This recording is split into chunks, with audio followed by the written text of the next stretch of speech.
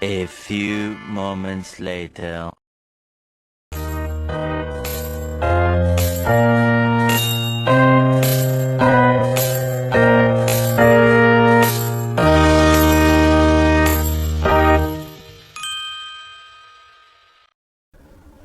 Lalu yang ketiga, saya akan membahas tentang sistem endokrin. Pertama ada kelenjar hipofisis atau pituitari.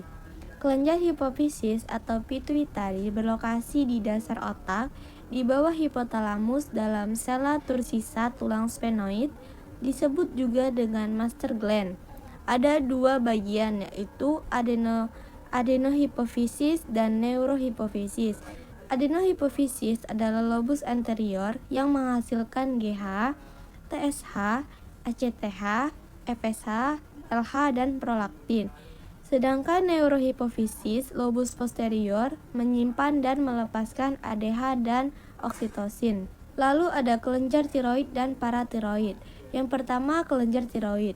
Kelenjar berbentuk kupu-kupu yang terletak di bagian depan leher.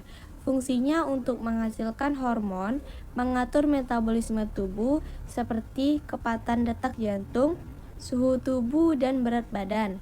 Gangguan pada kelenjar ini dapat menyebabkan berbagai masalah kesehatan, antara lain seperti kelelahan berlebihan, masalah jantung, atau perubahan berat badan yang tidak jelas.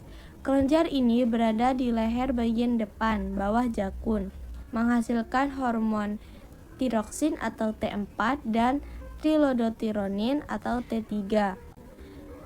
Lalu ada kelenjar paratiroid, 4 kelenjar kecil yang terletak di leher, lebih tepatnya di belakang kelenjar tiroid, yang berfungsi untuk mengatur kadar kalsium dalam darah melalui hormon paratiroid atau PTH. Lalu ada kelenjar pankreas. Pankreas adalah kelenjar besar yang terletak di belakang perut dan berfungsi ganda sebagai organ pencernaan akan pengatur gula darah. Lokasinya di belakang lambung.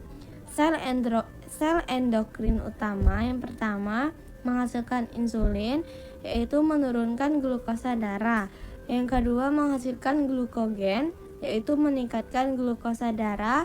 Dan yang terakhir menghasilkan somatostatin, yaitu menghambat sekresi hormon lain.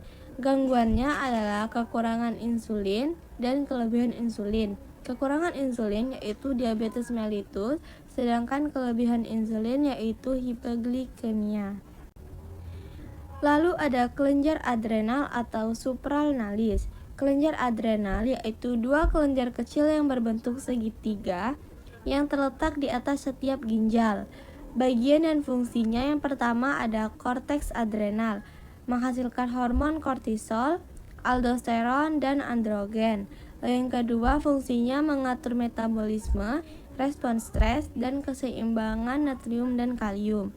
Lalu ada medula adrenal, yaitu menghasilkan adrenalin dan noradrenalin. Lalu ada kelenjar epifisis atau pineal. Kelenjar epifisis yaitu kelenjar kecil di dalam otak yang memproduksi hormon melatonin.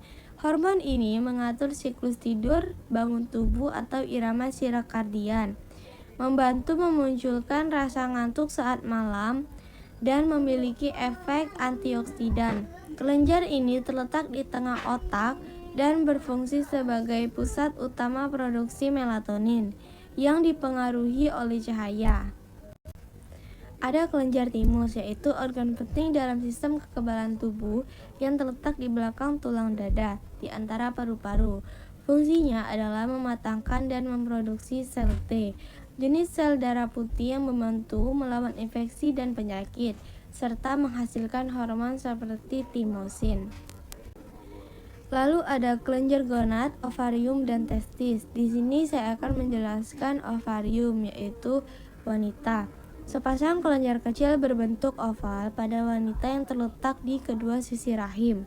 Fungsi utamanya adalah untuk memproduksi dan menyimpankan sel telur atau ovum, serta menghasilkan hormon seks wanita seperti estrogen dan progesteron, yang penting untuk siklus menstruasi, kehamilan, dan perkembangan karakteristik. Dan yang kedua ada testis, yaitu pria, dua organ reproduksi laki-laki yang berbentuk oval yang berfungsi untuk menghasilkan sperma dan hormon testosteron.